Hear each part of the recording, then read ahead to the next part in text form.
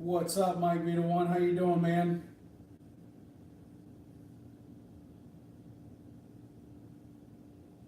I'm looking for a link here that I was that I was wanting to share with everybody. My mustache is all messed up tonight. What's up, Keenan? How's it going, man?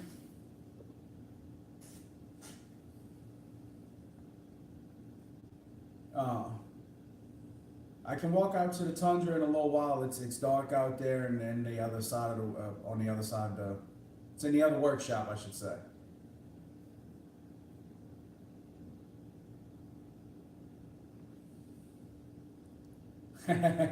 Yeah, I do need some moderators. Hang on here.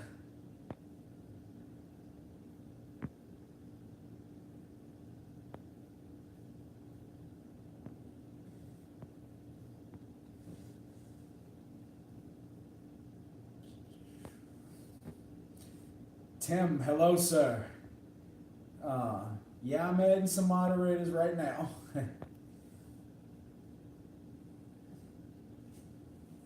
Well, I don't have any trolls yet, man. I'm expecting it to happen, but it is what it is. I don't let the people bother me. Um, if you missed it, Keenan said thanks. I added moderators. He helped me out. Um, Thunder Golf says, Tim, sorry I didn't make your live stream. I've been working on both my trucks. Well, of course, we got to make this guy a moderator too. Um, so what's up, guys? How's everything going?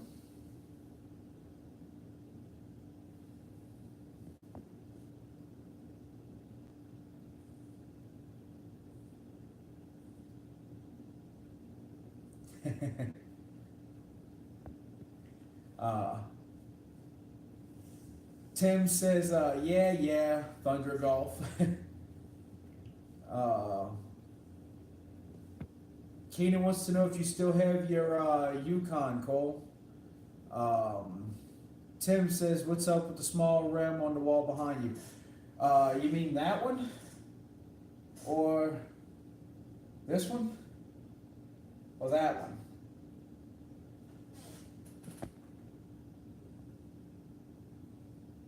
Well, all right. So I'll just tell you that one right there is a disc brake for a Harley Davidson.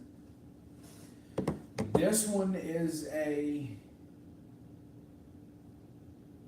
All right, the other one with the rubber wheel. All right, that one. That wheel is off of a 2001 TL1000R. That's a Suzuki V-twin superbike. Really fun bike. A blast to ride. I got into an accident on that bike and tacoed that rim. That tire is the rear tire. That's the front rim on a 2001 Suzuki. Their tire is a 240 millimeter tire from a 2013 a 2013 V-Rod Muscle. That's just a wore out tire. It just I don't know what to do with it, so I hung it up in my man cave. That's the stock sprockets from my Honda. That's the big one, and obviously the little one, and then the stock chain. 44 teeth right here and 16 teeth, I believe, on this one. If you look at the Dan says, just wanted to show some love to you, brother. Can't stay long. Hey, no problem, Dan. You have a good one, man. I apologize I didn't see your comment there. I appreciate you stopping in and showing some love, man. So this brake right here, it's no good. It's no good. It's been heated and too much, and if I tried to use it, it'd probably shatter. So I had to replace it. That one was actually on the back of my Fat Boy.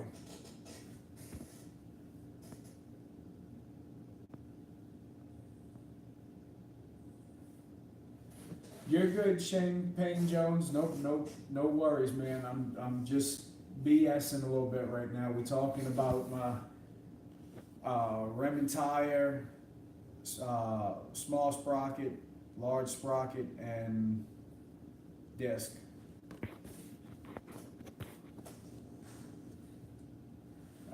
So what's up, guys? What y'all want to talk about tonight?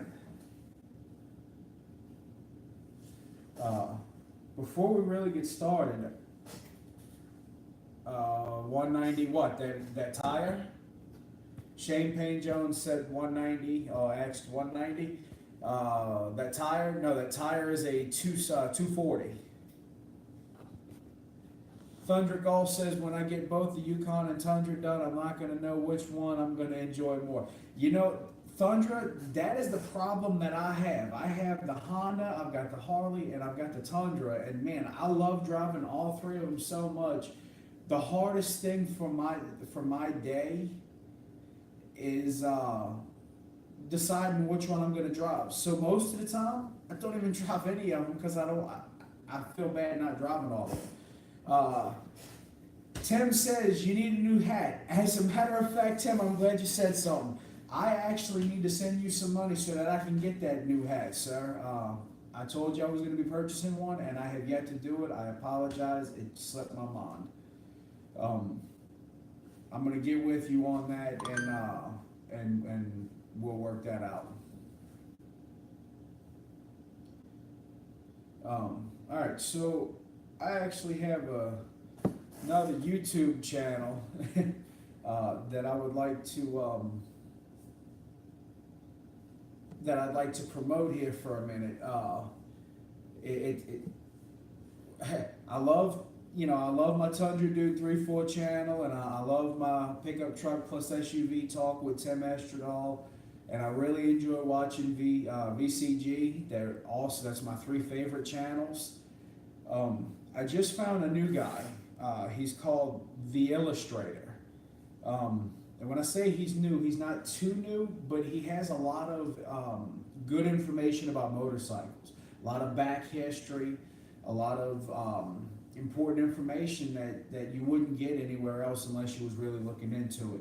I've watched quite a few of his videos. The last one I just watched, he posted today, was the Yamaha crossplane crank, and it explains why the R1 sounds like it does. The Yamaha R1 has a very, very distinct sound. Sounds almost like a half a V8. There's a good reason for it, and this guy right here, he explains why, in depth and very easy for people to understand. Yes, crossplane. Hang on one second. Let me catch up to some messages here. Champagne Jones says, Tim got me drunk. YouTube influencer peer pressure, huh? Brandon says, hey guys. Tim says, LOL at Champagne Jones. Thunder Golf says, well, right now I can't drive the Yukon. Needs transmission work, but I still love moving it around the land here. Hey man, anytime you drive your truck, it's fun.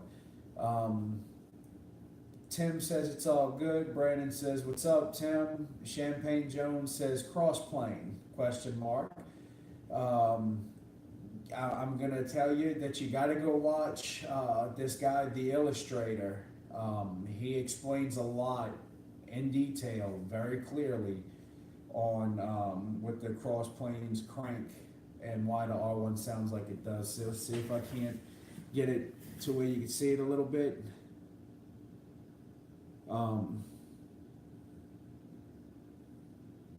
The guy is really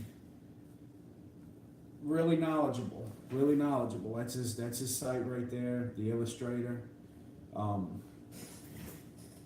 mean, he did a video that I really enjoyed.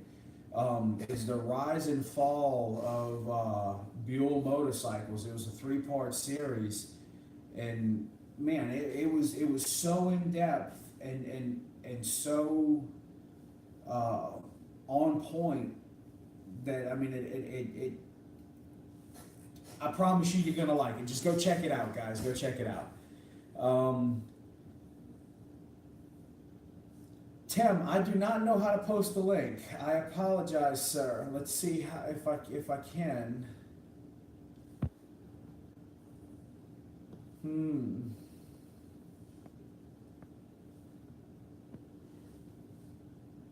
Anybody know how to post a link on this thing? um, he's got 32,000 subscribers, so I mean he's pretty popular. Um, but he's from New York City. I really wish I knew how to post a link. I'm sorry.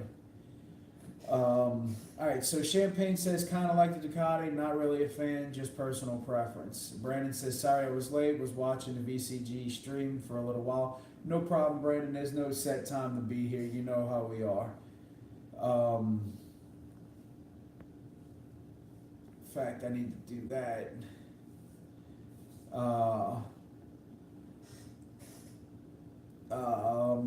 Give me 1 second. All right, here I am. I'm caught up now. Tim says, don't cheat on us, Brandon. Brandon says, sorry, Tim. Tim says, here's a question for you, Johnny Five. Why do you think Harley Davidson is struggling with sales? You know, that's actually a good question. I'll tell you, there's multiple reasons why Harley Davidson is struggling with sales. First off, it's because they eliminated the Dyna line. While they may have eliminated most of the Dyna line, they just haven't eliminated all of their cruisers, the ones that everybody finds popular.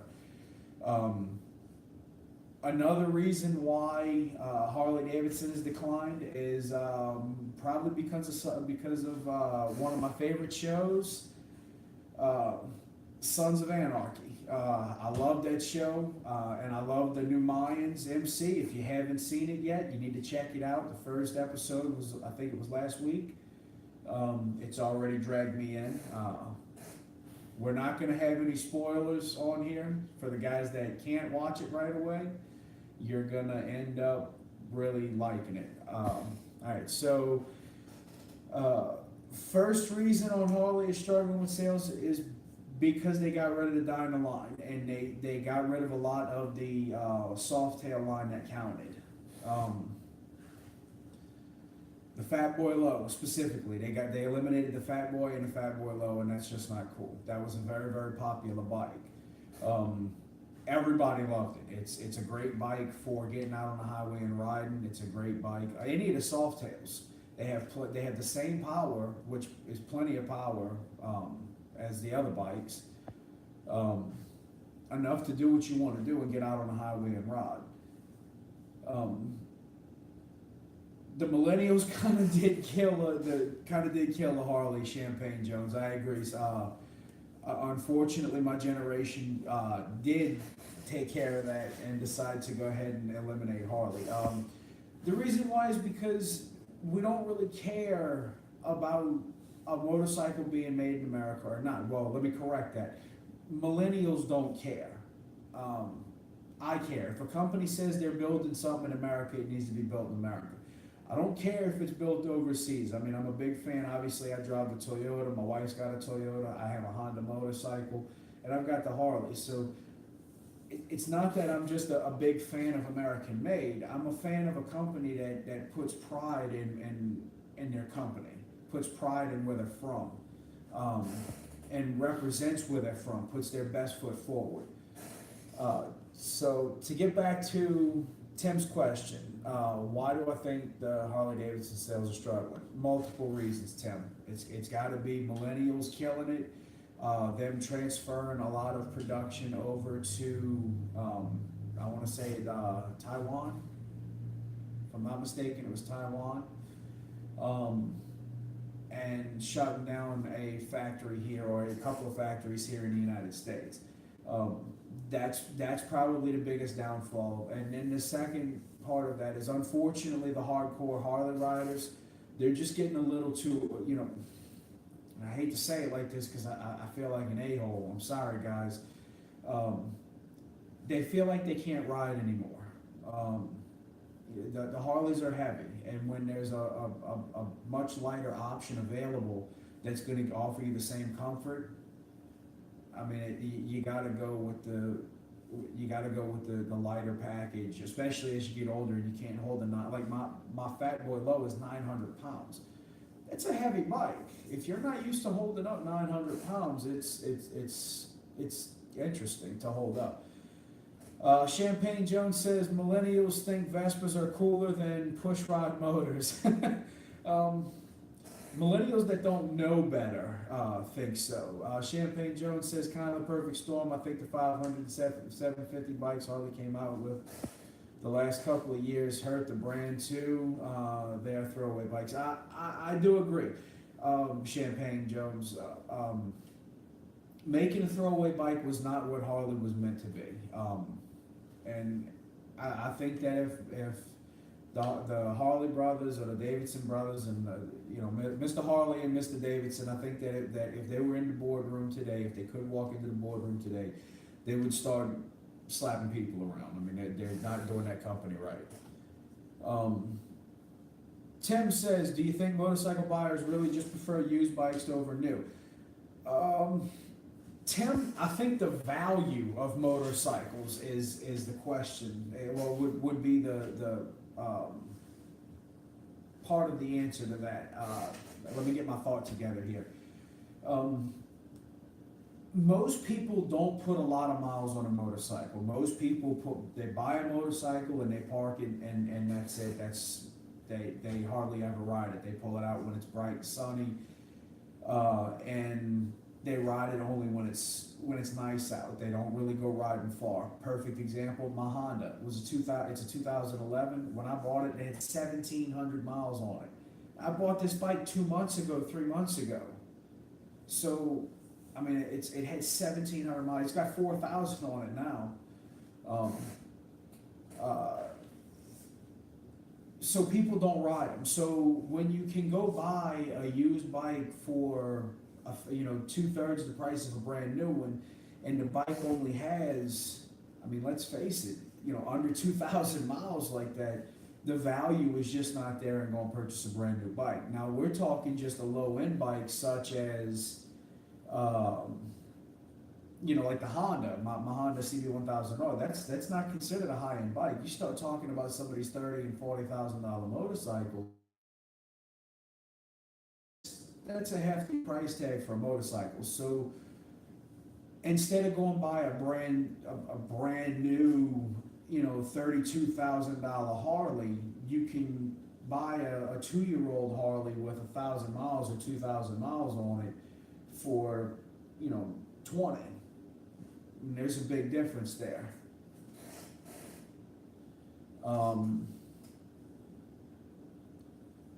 Let me catch up here. Tundra Golf says millennials like texting and driving, can't do that on a bike. Tundra, I have actually done that. I have texted in the past. I don't do it anymore. I've texted on the motorcycle. I've made videos on the motorcycle. Took selfies and recorded videos from my cell phone. It's interesting. It's very interesting. Brandon says, Tim, is there going to be a motorcycle video on your channel? Champagne Jones says, very good point, Thunder Golf. Champagne says, no selfies on 2 wheels. Hey, you can take selfies on 2 wheels. I promise you can. It's just difficult. Pickup truck. Tim says, no, Brandon, I haven't driven a motorcycle. I've done dirt bikes, but not motorcycles. I mean, that's the same thing, isn't it? If you can ride one, you can ride the other, buddy. Brandon says, have you ever been to Sturgis, Johnny? No, I have not been to Sturgis. The reason why is I'm a family-friendly kind of guy. I've got a wife. I've got kids. I want my kids to be able to go with me and enjoy stuff like that. And unfortunately, Sturgis and, Daytona Bike Week, none of those are really family friendly. They're all meant for, the married, no kids, single people on a motorcycle living that, the single lifestyle. So that's not my idea of fun. My idea of fun would be getting together with a bunch of my friends that have kids. All of the kids will be hanging out. We'll all be working on our motorcycles, tinkering with them and riding them and just having a good time. Champagne says, be careful, Tim, very niche market. Tim says, big market for reviews, Champagne Jones. Tim says lots of my colleagues do crazy press trips with motorcycles. Tim, it's fun, man. If you actually have the opportunity to hop on a motorcycle and go ride, with on press trips, I mean, please do, man. That right there is what I would think would be the most fun part about being a journalist and an automotive journalist, taking those long trips like that. Tundra Golf says, if I had the place for a motorcycle, I'd get one and ride and take my girl out on the bike for sure. Tundra, it's fun. It's very fun to go out, to bring the wife out on the bike and go out. We make trips with my friend Jet. He'll be on here. He's a little bit older than me. Y'all have heard me talk about him before. He's 65-ish years old. Hadn't been on a motorcycle in 38 years when he was on motorcycles. He was on small 500 to 750 Hondas. He went for a big boy. He got himself a Dyna Super Glide, and it's like 700 pounds. It's not really a heavy Harley, but it's not really a light Harley either. It's a really nice, comfortable bike. I'm trying to get him to come on and talk with you guys and let y'all know what it's like to actually hop on a motorcycle after 38 years of not riding. He's got some interesting stories to tell you. All right, let's get back to where I was at. Tundra, the other thing I wanted to tell you was a Grom, man. Check into a Grom. If you've never ridden a motorcycle before, I can't remember if it was you or somebody else was saying that they hadn't ridden before. Check into a Grom. They're small and they look like a good learner bike.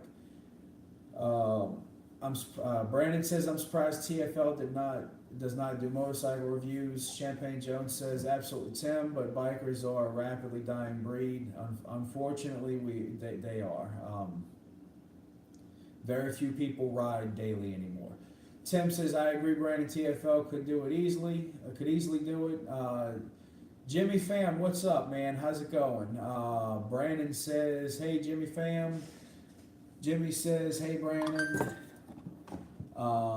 Tim says Sturgis is nuts. I was there outside of the big week. Huge bars and pretty empty when I was there off season. 20 pool tables and like one being used. I sat at the bar with 50 seats and 2 people sitting. Maybe going in the off season would be the time to go. But is there like really things for families to do, like 14, 15-year-old kids? Tim says, good on you being a family man. Sturgis isn't a family place. Reminds me of people going to Las Vegas with their family. Just a terrible decision. I kind of figured that. The videos I've seen have made me question if I want to bring my family there. Champagne Jones says, not like the old days. See a lot of people trailering their bikes to Sturgis and Daytona. That is not the proper way to go to Sturgis or Daytona. The proper way is to actually ride your bike. If you're going to go, ride. Tim says, great, I need a motorcycle license and a CDL. Hey, man, I suggest you get that motorcycle license. A lot of people ride without it, but it's better safe than sorry. If you ever get pulled over, you actually can have it. If you don't have it, it's just like driving your car without a driver's license. I mean, if you don't have the endorsement on there, it is just like driving your car without a driver's license. Champagne Jones says, at the minimal, Tim, too many idiots. Yeah, I definitely agree. There's a lot of idiots out there. Thunder Golf says, I've been looking at bikes, but the Tundra and Yukon are taking my time and money, so a bike just isn't in the cards right now. Tundra, it'll happen, man. It'll happen. Keep an eye out for used Groms, man. I'm telling you, try out a Grom first. They're not big. You're gonna laugh when you see them because they're tiny. They're 125cc motorcycles. They almost kind of shape like crotch rockets. They do like 50 miles an hour max. I mean, you can do a lot of things to them to suit them up. They're pretty fun. They're pretty fun. They have ROM squads and stuff like that. Interesting, pretty interesting.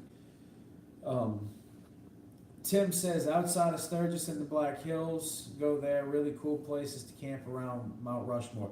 You know, Mount Rushmore is on my bucket list. So Tim, I'm gonna have to check that out. Tim says I camped there one year, really cheap and great places to stay. Tim, I'm gonna look into that, man. I appreciate that.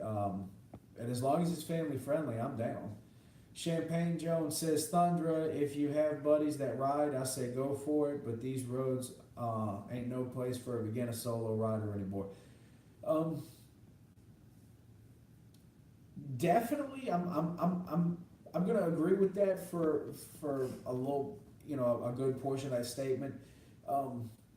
If you're gonna be learning how to ride, learn how to ride on back roads first. You want to learn how to ride on roads that are going to be very desolate, roads that you can experience your motorcycle. You don't really know your motorcycle for probably even a year. I'm going to be honest with you. I mean, when you have to slam on your brakes and almost dunk your bike over, then you kind of get to know your bike a little bit. Not saying that it's good to have to slam on your brakes. It happens. You're gonna, when you're riding, you're gonna have people cut you off because they're not looking for a motorcycle. They're looking for a car or a truck or an SUV. They're looking for a large vehicle. They're not looking for a single individual that looks like they're standing on the road doing 70 miles an hour. So it's not that they don't see you, it's just that they're seeing something they're not expecting, and instead of reacting appropriately, they react dumbly and just keep coming.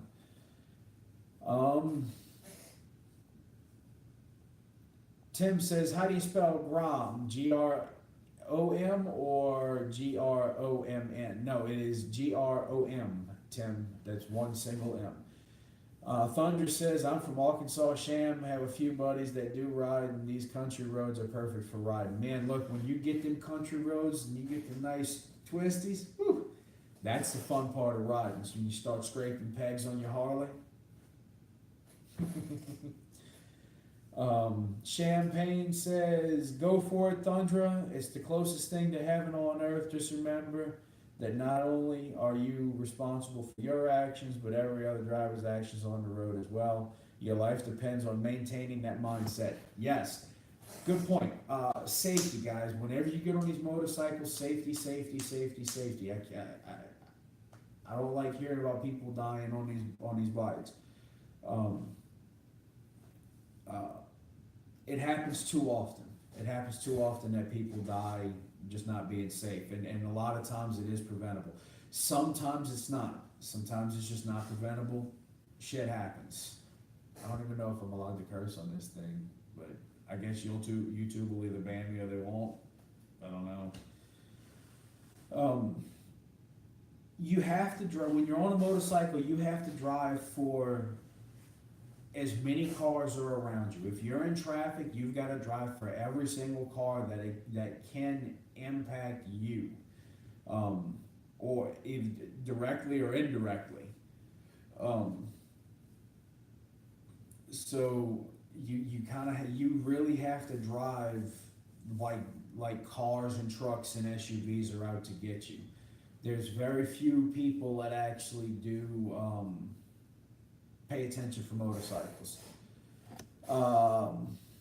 Thunder says, yeah, I always have bikers' backs when I'm in my truck. I keep a few links behind them and keep people from being stupid around them.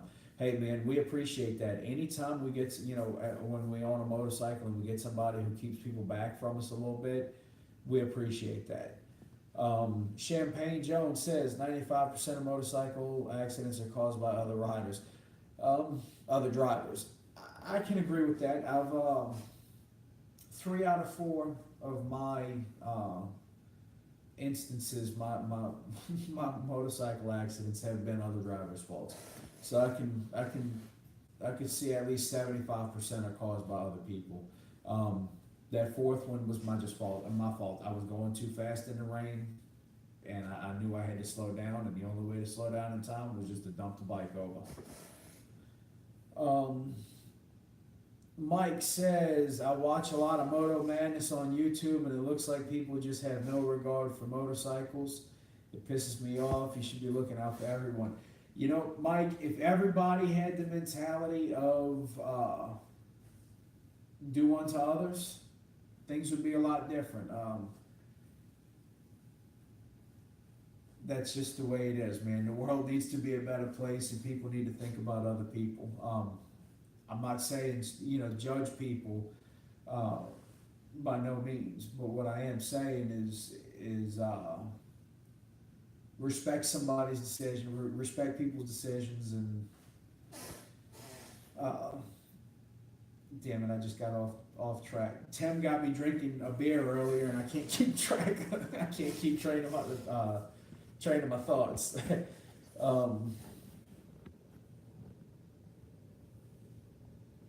If everybody would be responsible for themselves, is what I'm getting to, you know, then the world would be a better place.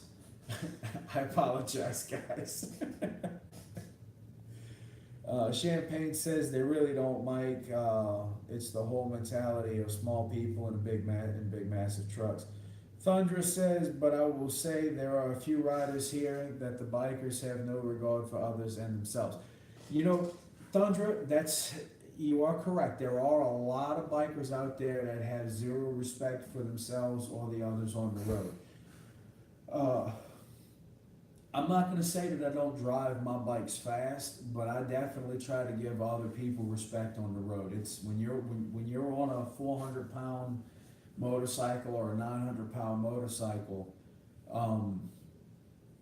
you know, it's very hard to argue with a 3,000-pound car, let alone an 80 or 100,000-pound 18-wheeler. There's just you can't. You're not going to win.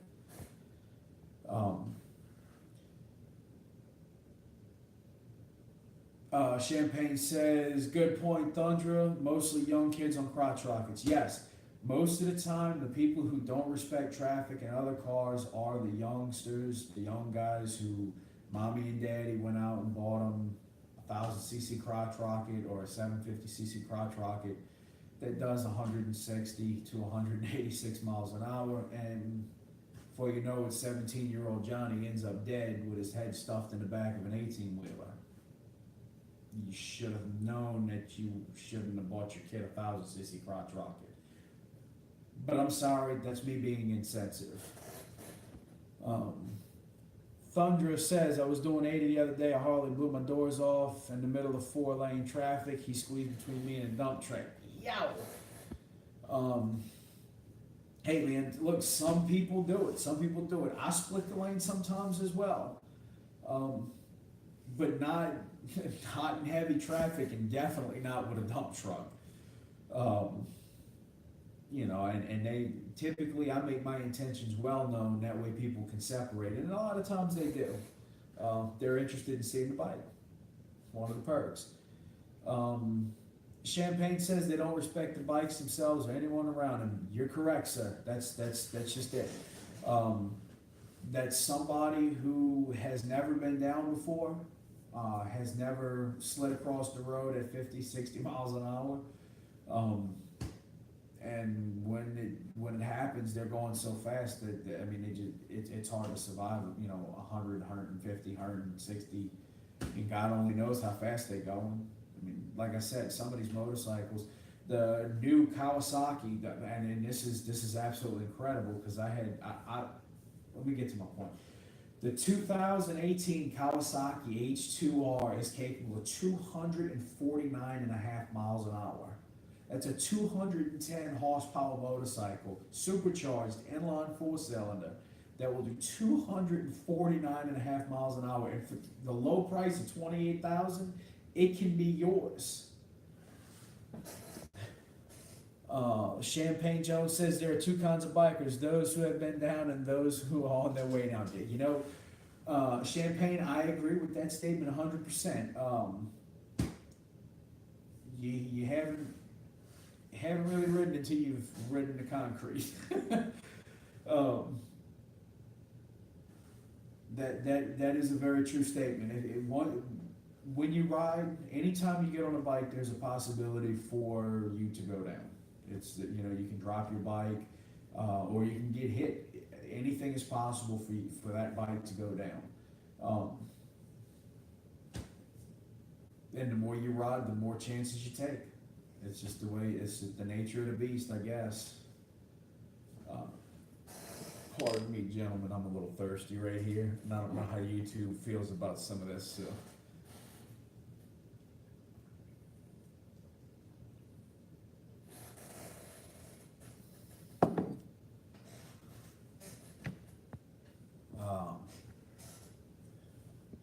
Excuse me.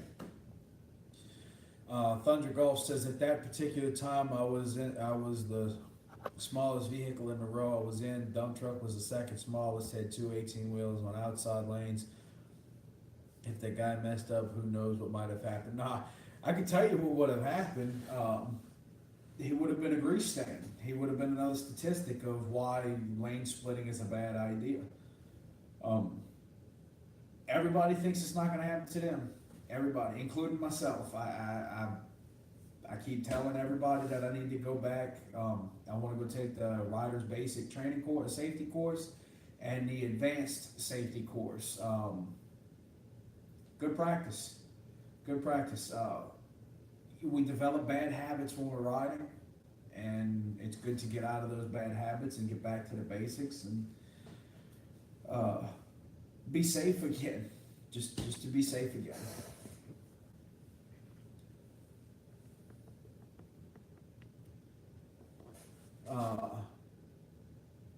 What else? What we got here? When Tundra is the smallest vehicle on the road at the time, just don't be dumb. Yeah, that is the perfect statement right there.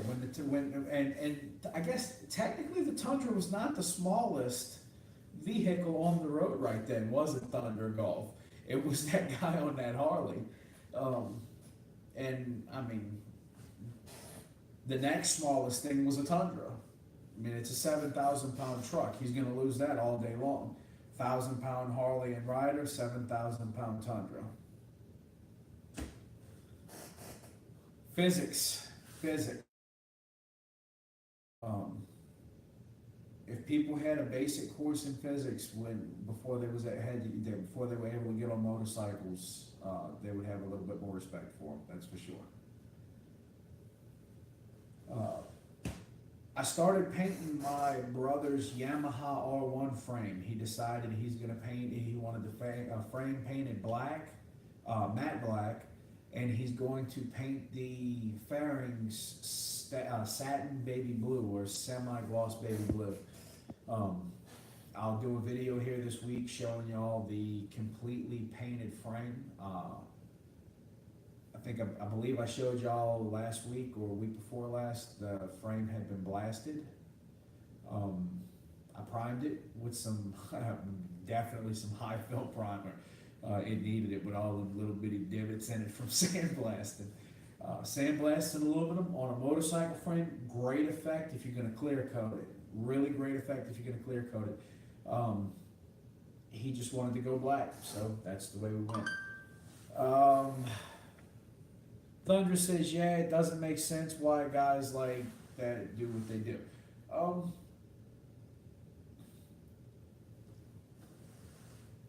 I hate to be that guy. I kind of understand why they do. I used to ride like that, and occasionally I do now. It's the adrenaline of it that's going on, and you just feel like you're invincible when it's happening.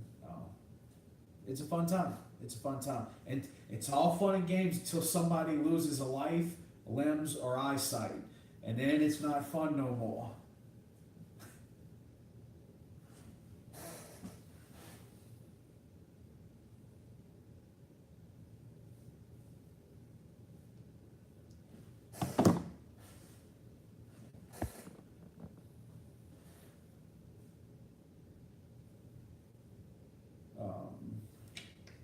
What else, guys? We got more time if y'all want to discuss more stuff, or we can be done early. No issues, no worries. My wife's almost home if she's not home already. Um, I haven't ridden a Honda in a while. I had a few issues and couldn't ride the Honda. I can't ride that. I'm gonna get right back to riding it. I'll get a video of riding the Honda, and I'll do some videos of riding the Harley. Maybe I'll even do a live stream from the motorcycle, guys. That'll be interesting and fun.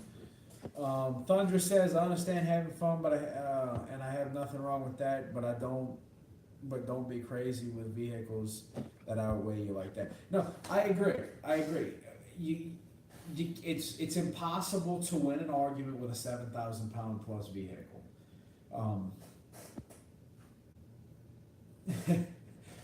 Mike, you all about that heat activated exhaust paint, huh? I do have to check it out, my friend. I am gonna have to check it out. I completely forgot. Thank you for reminding me. Ruben asked, have I rode the KTM Super Duke? No, I have not. I would like to go and test ride some bikes and do a few reviews, see how that works out. I'm not sure on how to really do a review of a motorcycle. I've never done one before. I guess just talk about what I like about it and what I don't like about it, huh? Tundra says, I just wouldn't risk being the tuner between 7,000 pound truck and 1 ton. Just dumb. I agree. Being the grease stain or the lubrication between the two trucks would be very painful and not fun. I think it's time for a beard trim, guys. I'm looking at my beard here and it's like, golly. I'm looking a little rough. Lane splitters, Mike be the one says, lane splitters don't bother me. I always arrive wherever I'm going at the time I intended to. Hey, I mean, that's it. If they're not bothering you and they're leaving you alone, let them go on their way. It would be nice if not everybody was crazy, but I mean, 90% of the world is crazy. So we're just gonna have to learn to live with that. Can I recommend an air pump for the Tundra? Define air pump. You mean for towing airbags, for helper bags, or for what's up?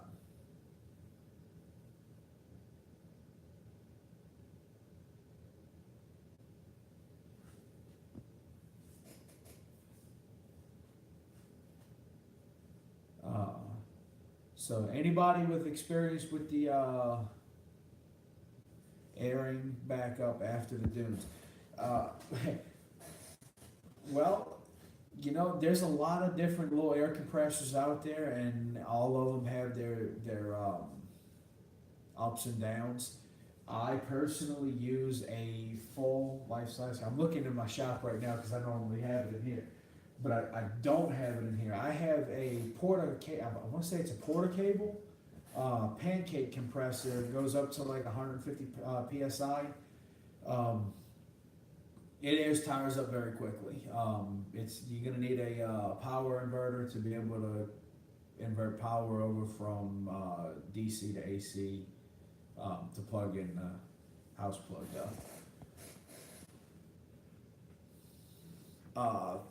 Did I read that one? No. Thunder says lane splitting is one thing, but lane splitting with a dump truck, Tundra, and 218 wheel is not smart. I agree. That's just not smart. I personally would have waited to go around until somebody, moved out of the way. But that's just me. Different strokes for different folks, fellas. Different strokes. And it takes every single one of us to make this crazy little world go round. I wish natural selection would kick in sometimes, but Thunder says I would have to put them past in 2 seconds. I would have had them past in 2 seconds. Hey, in that instance, I would have just waited. I would have hung back, probably tailgated your Tundra.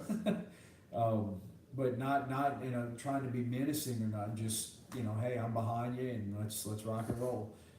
Um, Ruben says, Chavez says, Thunder Golf, what bike you splitting with? No, Ruben, I don't think he was lane splitting. I think he was in his Tundra and somebody else was lane splitting past him, in between him and a dump truck. And on the outside lanes was two 18-wheelers. Um, I've lane split with my Harley and I've lane split with my Honda.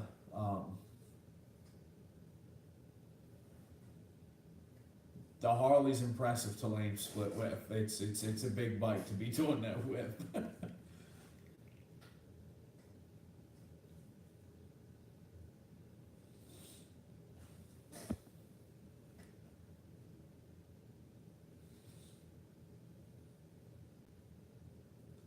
Yeah, Ruben, there it is. Uh, Ruben, Thundra Golf just replied, Ruben, I don't have a bike. A guy on a Harley split me in a dump truck. Ruben says, oh, as long as they're split and clean. Man, I don't know, Ruben. I don't see splitting between a dump truck and a Tundra, man. I just that's a little risky to me. I uh, I'll split with cars and trucks, but I'm not gonna split with I'm not gonna split with a dump truck or an 18-wheeler. Um, Mike be the one says, Thunder Golf, I hear you. That's why I'm driving. When I'm driving, I watch for everyone. Thundra says, I was doing 80. Ruben says, even if they were going freaking slow, hell yeah. No, I'm sorry, man. Not when it comes to an 18-wheeler or a dump truck. I've been hit by cars, and a car freaking hurts. 55 miles an hour getting hit by a car really freaking hurts. 80 with a dump truck, I mean, man, that's not something I want to go through. Like I said, I know what 55 miles an hour and getting hit feels like, and it sucks. Thunder says it's illegal to lane split in Arkansas anyway. Hey, if something would have happened, it would have been his fault. Not Thunder's fault, it would have been the guy on the Harley's fault.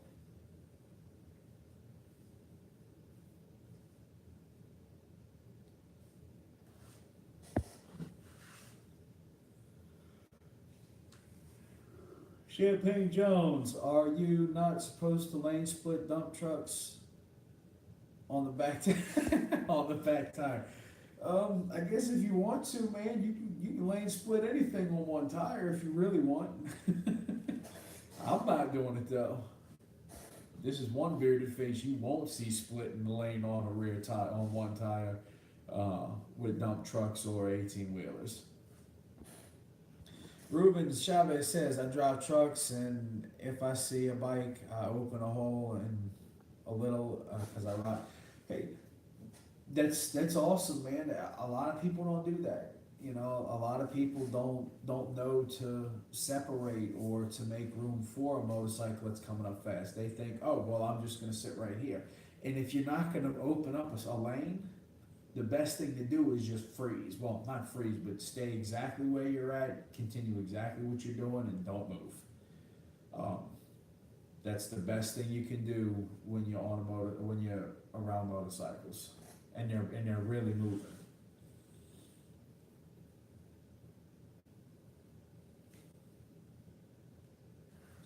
Champagne, thanks. Champagne Jones says, thanks, Ruben. Respect, brother. Thundra says, Ruben, I watch for bikes before lanes of traffic, nowhere to go. I was doing 80. I leave distance for a motorcycle, but this guy came out of nowhere. No time to do anything.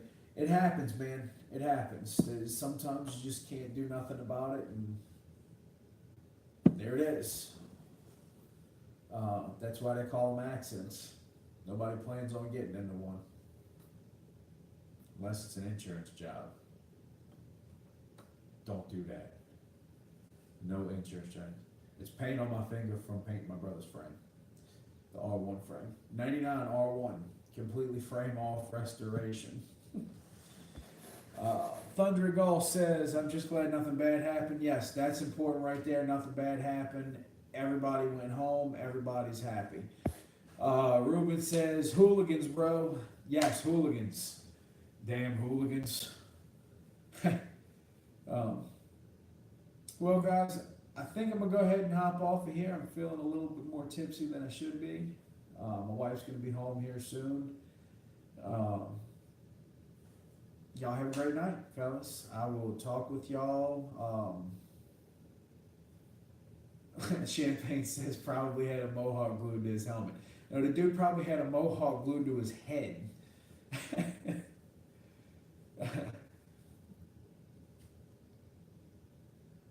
Y'all have a good one, friends. Y'all enjoy the night and hug your loved ones and tell them y'all love them. Night.